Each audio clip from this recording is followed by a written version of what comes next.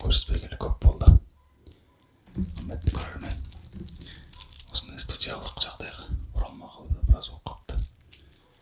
Бүгін сәтін салып, өзім көрген жалғаулығымды жеңіп тұрып, бүгін бір видео түсіремін деп шешім қабылдадым.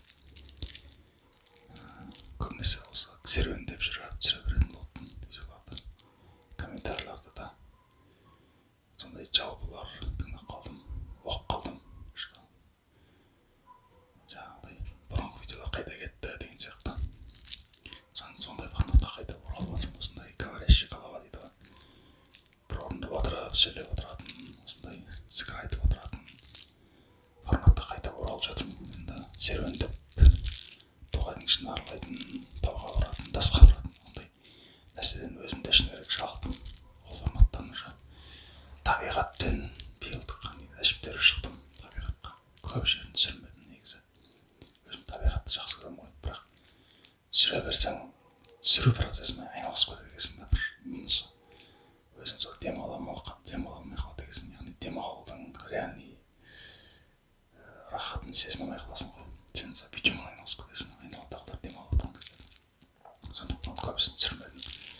Әйтпесе біраз жақтарға шықтық қой, табиғатқа шықтық, балыққа шықтық, анау деген сияқты. Бірақ оның бәріміз астымарға түсіремін деген пландар болып еді. Кейін де отырмын деп қойш дедім. Ондай форматты қоя салайыншы бәрін дейді. Енді чисто осындай үйде отырып түсіретін, осындай форматта айтатын боламын тек қана. Қалай болса сақалымды өсіріп жатырмын жайлап білмеймін енді. Уже бір аптада жұмыста басталып қалады. Директорлер не деп айтатын бұған? Шошқадан жер көрсетеді. Білесіздер ғой, мен мұғалім болып істеймін, мұғалімдіктерде ондай қаталдау қарайды ғой, ондай мұрт сақалға же. Зайырлы мемлекетіміз деп қояды. Сөйтіп айтады. Форма сақтаңдар, анау деп сондай білмеймін, сондай талап қояды ғой. Сөйтіп амал жоқ қырылма тура келетін шығар енді. Жұмыс басталған кезде. Ал әзірше болса, сәл де болса сақалдың рахатын көрейік те, кайф болып. Негізі басқа мамандық болса мен сақал қоятын едім. Енді мұғалімдік болғаннан кейін енді амал жоқ. Қырқып жүрген жайымыз бар. Өзімнің кәсібім немесе басқа осы блогерлікпен айналып кеткен болсам, басқа үкіметке айлыққа мұқтаж емес болсам, өзім сақалмен жүргенім үшін әдемі қылып қазақи қылып қойып, таза бүйтіп қойып, өзімнің бір стилімді тауып алғым келіп жүр негізі. Әлі таба алмай жүрмін, бірақ шашта сәл өсіп кетті негізі. Енді видеолар сәл сиректеп кетті. Күн ысып кетті ғой, білесіздер ғой, қайта бергенде. Біз жақ енді Шымкент жақ страшно ысыды ғой, 50 градус болған жар енді. Енді бітіп жатыр енді, ертең бүгін енді 31. Ертең 1 август жайлап ыстық кететін шығар. Сөйтіп видеоны ысып тұрған кезде терлеп видео түсіруге де ешқандай не болмайды, сауығым болмайды, шыны керек оңай емес. Ұйықтай қалғым келеді ғой, түн болған кезде. Сондай болады. Енді тағы да біраз шыны керек мынандай қылып қолданбаймын өмірде. Негізі пайғамбарымыз Мұхаммед саллаллаху алейхи уассаламның сүннетінде бұндай нәрсе жоқ қой. Пайғамбарымыз ешқашан бұндай жөн ұстамаған негізі. Енді кейін қолданысқа ие болып кеткен нәрсе ғой. Діни сондай бір аксессуарға айналып кетті. Бірақ негізінде сүннетте бұндай нәрсе пайғамбар саллаллаху алейхи уассалам, оның сахабалары бұндаймен қолданған. Енді кейінгі жылдары елге дінді үйретіп, зікірді үйретіп жатқан кезде шатасып қалатындар болған ғой. Шатасып қала беретіндер болған, соларға арнайы осындай құрылғы істеп берген. Ол шалдарға сондай мейіз демей қандай шатасып қала беремін деген адамдарға берген ғой, бірақ соны повсеместно пайдаланып кеткен де, агрегатты аксессуарға айналып кеткен ғой. Ұстағанға приятно негізі. Әжептәуір Арабияда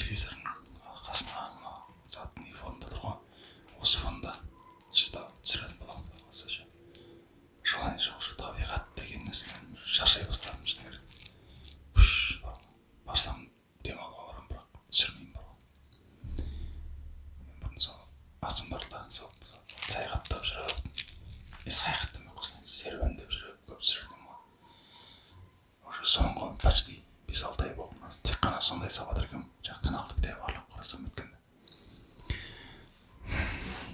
Енді бұндай болса студийный форматты қайда болғанша студийный форматқа оралатын боламын. Оралып отырмын құдай қаласа. Күнде осындай видео.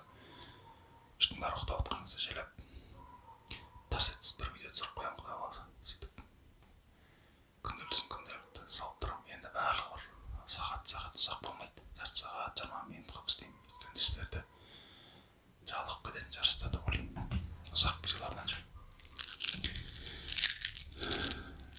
Соған жақты сіздермен бір жол болайын. Айналайын көрермендерім. 5-6 көрермен бар белсенді. Қалғандарын көруге ұялатын шығар, ерінетін шығар. Кейін барып көріп жатыр көбісі. Комментарийлерде кейін жазып жатыр. Жазып ақысында бәрінде демалыста жүргенше жан-жақтан қыдырып. Сол енді барлығымыздың өміріміз примерно бір деп ойлаймын. Ешкім асып бартқан жоқ шығар көрермендердің ішінен де. Біреу мұғалім болар, біреу әйтеуір кішігірім кәсіпкер шығар, магазині шығар, біреу әйтеуір шаруашылық, бір нәрсе магазинде, біреу медицинада деген сияқты сондай. Біреу мұғалім, біреу бір нәрсе, біреу үшін нәрсе, әйтеуір сондай миллиардерлер жоқ шығар оларыңыздан. Сол примерно өмір белгілі болады. Жазда демалысқа шығады көбісі. Қолдарына келгенше біреу ыстық көлге барады. Біреу әйтеуір сондай Қазақстанның ішін аралайды, біреу өте шетелге барғансып қояды. Сөйтіп соған мәз болып жүрген жоқпыз, Аллаға шүкір. Бір осындай өткенде GoPro камераға, GoPro'ның экшн камераға нем ғой. Osmo Action дегенше DJI. Сонымен түсіремін ба дегенім қойшы. Өзіңді көріп отырып түскен жақсы. Ода да бар енді бірақ экран кішкентайыққа. Телефонға үйреніп қалыппын негізі. Үстінен микрофон телефонға жағындайды. Сондай. Мына микрофон пайдаланбауға біраз уақыт кішкенірек. Бұл байғыз қолданымызға көйтті. Сөйтіп әдемі көру керек шығар. Басқа бұл негізі. Давайте кішігірім.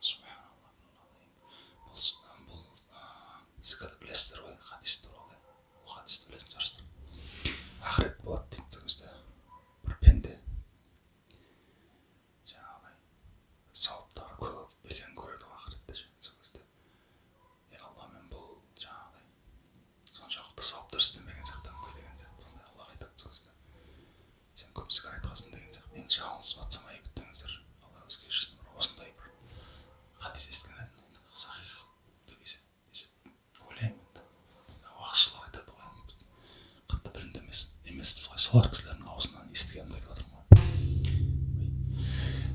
Сол жаңағы сол кезде осы зікірді айтқан екен ғой, тілге жеңіл сауабы көп деп ше. Тілге жеңіл ғой, расында субханаллах деп айтып жүре бересің, бірақ сауабы деген жетеді да бұны. Сондықтан да осы зікірді көп айту керек екен ғой мұсылман адам. Одан кейін салауатқа көп мән беруіміз керек екен. Кейінгі кезде өзім де салауаттан сәл алыстап кеткен едім. Бұл видеолар негізі өзімді тәрбиелеу шығар. Ешқандай да ақша табатын видео емес. АСМР канал, бұл жағын емес, прямо ақша табудан маған бір табыс әкелетін, ешқандай ондай ақауат болмайды. Басынан айтқаннан түсінікті ғой. Низкопрофильный дейміз ба? Узкопрофильный, яғни сала ғой. Тем более қалаласа бір жаңағы мұсылмандарға арналған көп өтімі жоқ контент қой. Өзінің бір 5-6 адам болады, сол көріп отырады. Бұл видео негізі өзіме бірінші тәрбие деп ойлаймын. Өйткені осындай видеоға түсіру арқылы болса да өзім көп салауат айтамын, сөйтіп өзім тәрбиелеймін деп үміттенемін.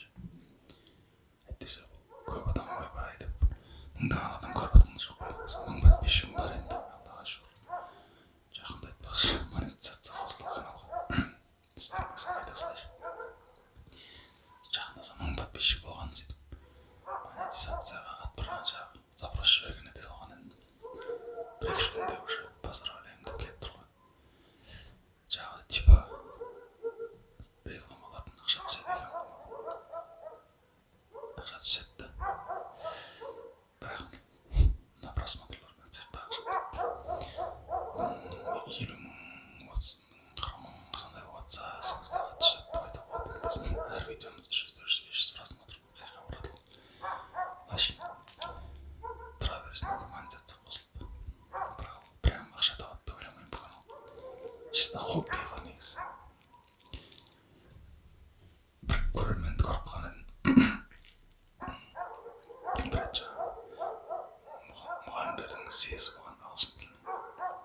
Сол кезде бір кісі амандасып отыр да, қалайсың? Ой, менің каналымды көріп тұрамын дейді. О деп бірге суретке түскенбіз, кейін суретті жіберіңізші деп еді. Ол кісінің нөмірі жоқ екен, комментарияда сұрап еді. Нөміріңізді жіберіңіз десем, ешқандай жауап келмеді деймін, по-моему. Көрмей қалған жер. Сол кісі айтқан болса, ол кісіге де негізі бұл каналда жай ғана хобби ғой депті. Хобби арасында да қол босағанда, бір желание ашылғанда түсіремін бұл каналды, прям бір андай емес те. Бұл понятно, бұл охваты жоқ. АСМР каналдың, тем более халал АСМР, мұсылманский АСМР. Андай хиджаб киген қыз болса әдемі, сол кезде каналдан көрер еді. Мұсылмандарымыз машалла деп тіркеліп көрер еді. Мен еркек адам. Аллаға шүкір болсағанда. Өзім сияқты кісілер көреді ғой. Негізі көп адамдар АСМРда әйел затын көреді. Өзім де басында әйел заттарын көрдім ғой, шыны керек. Өзім стресс болып жүрген кезде, ұйықтай алмай жатқан кезде бір кісі ұсынды маған. АСМР деген нәрсе бар. Соны көріп жатсаңыз ұйықтап кетесіз деп. Бір-екі сілтемесін жіберді сөйтіп. Ой деп жақсы екен. Әжептәуір кәдімгі жақсы киінген орыстың, ағылшынның қыздары отырды, киінжелеп қарасам шу шешініңкіреп қалғандай әуреті көріңкіреген қыздар көбейіп бара жатыр ғой, құрысын деп көрмей қойдым. Сөйтіп халал АСМР деп жазған едім. Ағылшыншалар шықты ғой, бір-екі құран оқып жатқан, анау жақсы екен деп. Бірақ олардың просмотрлары көп ше. Ағылшынша болғаннан кейін ба, білмеймін. Сөйтіп жақсы екен ғой, мен де түсіріп жүрмін, маған бір жұтқа пайдам тиіп қалсын деп. Жұтқа пайдам дейсінші деп. Түсіре бастаған ба осыдан бір-екі жыл бұрын ба. Енді шлейку просмотр болып отқан жоқ, бірақ сонда да Аллаға шүкір. Хобби ретінде қазір енді менің ұйқым тыныш. Ол кездегідей ұйықтай алмай қалу, АСМРге мұқтаж болу деген нәрсе. Ол кезде әр түні АСМР көріп жатып ұйықтайтын. Қазір ондай болмай қалды, шыны керек. Өзім бір ұйқым жақсы қылып, қазір Құдайға шүкір. Ол кезде сәл депрессия болып жүрген кезім еді ғой, өзім сәл жалғызсырап. Отбасылық мәселелер болып деген сияқты.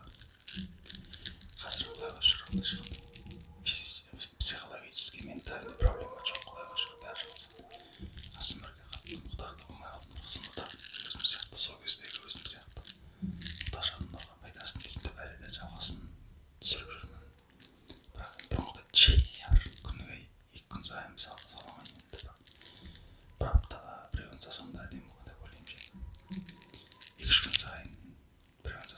одан да жақсы ғой. Мынау енді түсіруге оңай болатын шығар, осылай телевизорды қосып қойып әр телефонда алып қойып светтерді жағып жүріп түсіре берсем енді бір күн сайын салып тұруға болады негізі по идее.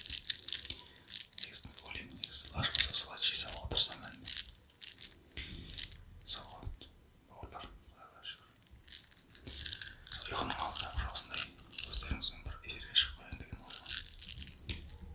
Кішігірім бір соқтау ниетті сағындарымды қатып жаңдарымды қатып көрмедім айбаттыңыздар жаңдар көріп жүрсе ана жерде асқақтап түсіріп жатырмын қазір не үшін керек. Жақсылап түсіріп түсіремін, өзім тазалыққа құмар, жаным бар адаммын ғой. Онен асқақтау түсіріп жатырмын. Осындай құдай қаласа осы контентке, осы салаға, осы форматқа қайта оралып жатырмын құдай қаласа. Иншалла бәрі жақсы болады. Барлықтарыңыз аман болыңыздар, қайсыңыз қайда жүрсеңіздер де. Каналға бір коммент, бір лайк басып, ұйықтап жатқанда көріп жатып, құдай қаласа каналдың белсенділігіне сәл үлес қосыңыздар енді. 2 минуттың көріп шығып кете бермей. Құдай қаласа әйтеуір. Бұл енді бұл хобби канал болады, бірақ менің өзім бір және де бір каналым бар болған енді. Барынша кірісуге тырысамын жақында. Ол енді сәл более масштабный канал ғой. Оған қарағанда сәл аудиториясы көптеу болады деп ойлаймын. Оны сәл жүріп алға бір арастырғысы жүріп болсын, сол кезде ғана сілтемесін қоямын да. Араларыңызда интерес бар болса сол каналға да тіркеп қойыңыздар ғой. Пока енді. Пока бұл канал жайында айтпай қойсайшы. Әлі енден жүріп жатқан канал болды. Почти 4 мың подписчигі бар. Енден жүріп жатыр да, монетизациясы бар оңғылық. Әжептәуір просмотрлар болғайды, өзім жалғауым кесірінен сәл қойып қойған едім. Соны жақында құдай қаласа барынша өзім бір идеялар пайда болса, құдай қаласа барынша сол каналды дамытамын. Лаж болса сол менің негізі каналым, мынау менің хобби каналым болып жатыр. 2 каналым бар ғой енді. Өзімнің түрім көрініп, жаңағыдай өзімді түсіретін каналдар 2-ақ өзім. Біреуі сол канал, екіншісі осы. Так негізінен ютубта жүргеніме бірінші жыл емес, 10 жылдан асып кетті ғой өйткені. Үйде интернет пайда болғалы ютубқа видео салғысы бастағам. Сол ағыстар таратушы едім кезінде. Оның бәрін кейін өшіп тастадым. Ол каналдар бір-екеуі сатылып кетті, каналдарымыз ақша керек кезде сатып жүрген кездерім болды. Ондай нәрселер жайлап қалып бара жатыр уже. Ол кезде сәл энергиям көп, жастау едім. Ағыздарды салып, абдуат барысмановтың ағыздарын жақсы көруші едім. Солардың ағыздарын да ескі қылып салып, ол керемет кездер. Енді ол кезде ақша табу деген ойда жоқ. Түрімді түсіру деген ойда жоқ. Ол кездерде тісім ақсиып қалған жағдай. Өз-өзімді түсіруге ұялатын кездер ғой. Қазір білесіздер ғой, мен брекет салып тісімді более-менее торлап алғанын білесіздер ғой. Ол кезде тісім кәдімгі прямо видеоға түсуге ұялатын дәрежеде тұғын, соң кейін өзімді уже түсірмейтін тұғын. Сол негізі қателік те болды. Ұялмай комплексовать етпей түсе беруім керек еді. Ничего енді оқыратын нәрсе емес. Құдайға шүкір. Енді өз-өзімді көрсетуден ұялмаймын. Тісім жаман емес, енді шілей прямо Брэд Питтің болмаса да болады деп ойлаймын. Түнде капа киіп жатам. Онан айнып қалмасын деген оймен.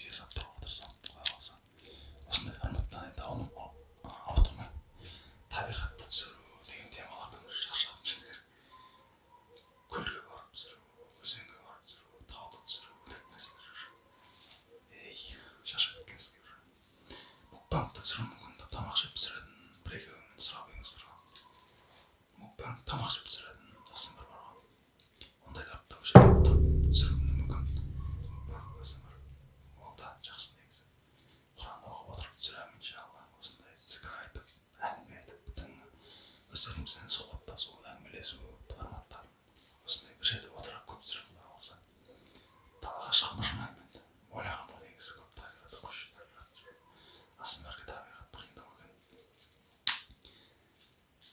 ұнаған жоқ маған короче олай табасың бір түр ары бері жүрген кезде сырлап сөйлеп жатсаң жұрттар көріп қояды ішің ырсылдап кәдімгі ауа жетпейді деген сырлап жүріп жүрсең орында сияқты бір орында отырып жүрсең әдемі да ал жүріп жүрсең сыбырлап сөйлесең ауа жетпейді деген не ондай екен сол жері ұнаған жоқ маған сол құдай қаласа құрметті көрермен келесі кездескенше қош сау болыңыздар жиі иншалла аллаға үміттеніп көрісіп тұрамыз деп үміттенемін эфирде ассаламу алейкум